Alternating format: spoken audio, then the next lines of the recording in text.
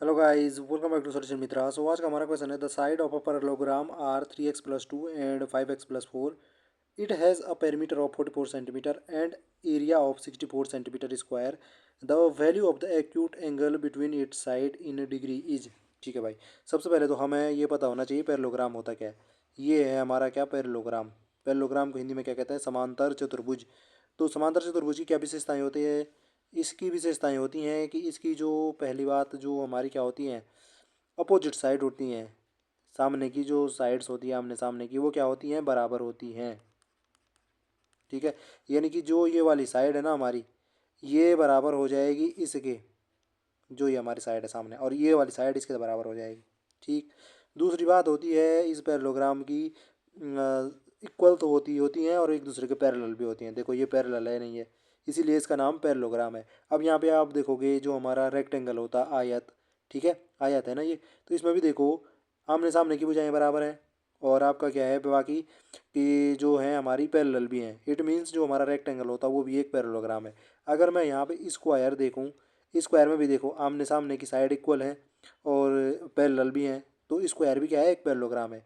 लेकिन जो हमारा पैरेललोग्राम होता है, ज़रूरी नहीं है वो स्क्वायर हो या रेक्टेंगल हो, है ना। तो ये हमारा बेसिक सा पैरेललोग्राम तो ये होता है। अब यहाँ पे जैसे हमने इसकी ये साइड का नाम दे दिया ए, ठीक है, तो ये भी ए हो जाएगी, ये बी है तो ये भी बी हो जाएगी। अब ये हमें पता क्या पूछ रहा है? ये हमें पूछ रहा है जैसे ये दो साइड होंगी इसकी, ए और बी, इनके बीच जो ये थीटा एंगल बनेगा ये कितना बनेगा, ये पूछ रहा है। अब एरिया जो होता है हमारा पैरेललोग्राम का, वो हो जाता है हमारा ए बी साइन थीटा के बराबर। यानी कि ये जो दो एडजेसेंट साइड है, इनका प्रोडक्ट इंटू क्या कर दो, इनके बीच जो एंगल बन रहा है उसका ले लो साइन थीटा। ये होता है हमारा एरिया पैरेललोग्राम का। बस यही कॉन्सेप्ट अगर आपको पता है तो आपके पास क्वेश्चन कुछ बचा ही नहीं। अब देखो क्वेश्चन क्या बोल रखा था, दो पैरेललोग्राम की साइड दे रखी थी। साइड क्या दे रखी थी? एक दे रखी थी 3x+2, दूसरी दे रखी थी आपको 5x+4। ये मिटा दूँ, ये दे रखी थी भाई। ठीक है, दे रखी थी तो बढ़िया बात है। अब यहाँ पे क्या क्या रखा था? इनका पेरीमीटर दे रखा था। पेरीमीटर क्या होता है? 44 सेंटीमीटर। तो पेरीमीटर जैसे मैं फिर से एक बना दूँ यहाँ पे थोड़ा सा, A B B A. Perimeter क्या हो जाएगा इसका? इसका हो जाएगा पेरीमीटर 2a+b। पेरीमीटर वही तो होता है, सारी की सारी साइड का सम कर दो तो यही हो रहा है 2a+b, यानी कि जो जैसे हमने रेक्टेंगल का पढ़ रखा है सेम वही होता है।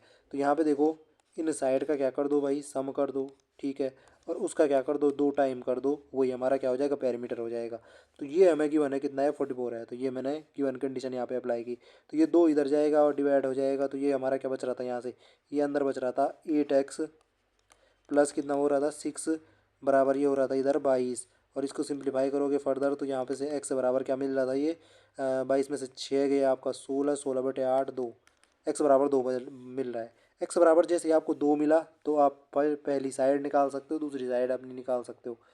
देखो हमारी फर्स्ट साइड क्या हो जाएगी? फर्स्ट साइड जैसे हमने ए से ही नोट की थी यहाँ पे, तो ए बराबर कितना हो जाएगा? 3x+2 है। 3x+2 है, एक्स की वैल्यू हमने निकाली है, तो कितना हो जाएगा? 2 रखने पे ये हो जाएगी 8। ऐसे ही बी की वैल्यू कितनी हो जाएगी? तो बी है हमारा 5x+4। 5x+4, एक्स बराबर 2 रखोगे तो 5 दूनी 10, धन 4 कितना हो जाएगा? 14 हो जाएगा।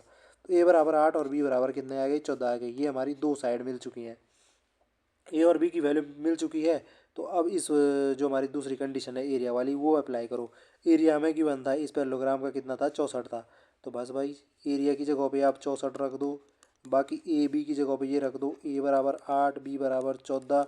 साइन और थीटा हम जानते नहीं है, वही हमें फाइंड भी करना था। तो यहाँ से इसको सिंप्लीफाई करोगे तो आपके पास क्या आ जाएगा? साइन थीटा बराबर आ जाएगा ये 64 डिवाइडेड बाई क्या हो जाएगा? 8 गुणा गया 14, 8 8 64, तो ये हो जाएगा 8/14। और ये हो जाएगा 2 चौको 8, 2 7 14, 4/7। यानी कि थीटा बराबर ये पता क्या हो रहा है आपका? ये हो रहा है साइन इनवर्स 4/7। अब देखो भाई इसका मैंने कैलकुलेटर में निकाल के देखा तो ये मान लगभग आ रहा है 35.5 डिग्री, इतना आ रहा है। तो ऑप्शन में से आप देख सकते हो कितने, कौन सा ऑप्शन हो जाएगा? बी हो जाएगा, 30 से 60 के बीच। 35.5 कहाँ पड़ेगा? 30 से 60 के बीच। और अगर आपको हमारे पास तो कैलकुलेटर मिलेगा नहीं अगर एग्ज़ाम में, तो फिर करना होगा। कैसे करोगे? तो भाई 4/7 को डिवाइड करके देख लो तो कितना हो जाएगा? 4 7 चौको 28, 7 5 35, 5 बचेगा, फिर हो जाएगा 7 7 49। एक बचेगा 7 × 7 ऐसे ऐसे करके, यानी कि 0.57 समथिंग के करीब जा रहा है। अब यहाँ पे देखो, मैं ये जानता हूँ कि sin 30 का मान तो आप जानते हो ना, 1/2 होता है। 1/2 यानी कि 0.5 तो मुझे कहाँ पे मिल जा रहा है, sin 30 पे मिल जा रहा है। तो यानी कि 30 से तो लगभग लगभग ज़्यादा ही होने वाला है, जो भी हमारा एंगल का मान होने वाला है। और बाकी 30 से ज़्यादा जाता है, और साइन हम जानते हैं कि साइन में की जो मैक्सिमम वैल्यू होती है sin 90 की, यानी मैक्सिमम वैल्यू होती है जो साइन हमारा फंक्शन है उसकी 1 होती है। तो यानी 1 तक जाना है इसने 0.5 से, तो जो 45 पे भी कुछ होता होगा, 60 पे कुछ होता होगा, ऐसे ऐसे आगे बढ़ता जाएगा ये, है ना। तो यानी कि 30 से शुरू हो रहा है भाई, ये तो हमें देखना पड़ेगा। तो ऑप्शन में से हम चेक करते जैसे, तो 60 और 75 के बीच, तो ये भी कहा नहीं जा सकता। >75 ये भी कहा नहीं जा सकता। और 30 से बड़ा है, 30 से छोटा है, ये तो हो ही नहीं सकता ना, इन दोनों का हम कह नहीं सकते थे।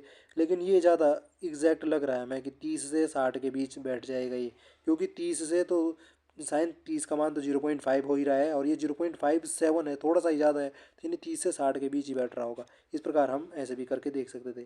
तो ये था जी आज का हमारा कॉन्सेप्ट, आई होप आपकी समझ में आया होगा। आपसे फिर मुलाकात होगी किसी अलग टॉपिक में, तब तक के लिए प्लीज़ वीडियो को लाइक और चैनल को सब्सक्राइब करना ना भूलिए, ताकि हमें इसी प्रकार का जो कंटेंट है वो बनाने का मोटिवेशन मिलता रहे।